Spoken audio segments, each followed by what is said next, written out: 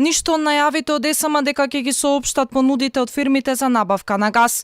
Ке соопштеле кој се пријавил, ама после понеделник. Како што информираат од компанијата, се уште чекале да бидат доставени понудите, па ќе ги разгледале. Иако имаме газ за уште 10 дена, ЕСМ не се брза да го склучи новиот договор за наредните 6 месеци.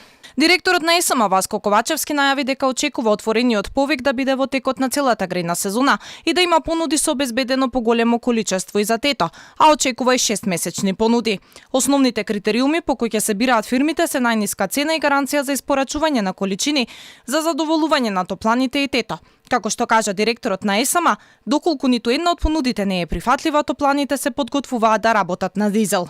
Ние направивме процедура, ги набавивме потребните дизел пумпи, системот кој што претходно работеше на мазут, кој што е еколошки повеќе кратно повисок отколку работата на дизел, тој систем веќе го санираме, го чистиме, пумпите ќе бидат поставени и до 1 ноември ќе бидеме подготвени, доколку нема испорака на природен газ, да се работи на дизел, а количините на дизел ќе распишиме на рамковна јавна набавка за набавка на количини на дизел гориво, доколку успееме и доколку обезбедиме средства, доколку не, исто така постојат и државни резерви, согласно законот ќе можеме дел од тие резерви да ги користиме.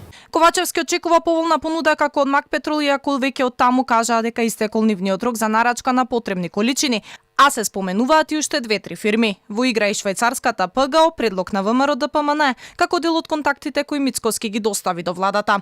Во меѓувреме, планот од владата е да се набавува газ авансно месец за месец и да се следеле цените на берзите, надевајќи се дека така ќе заштедат.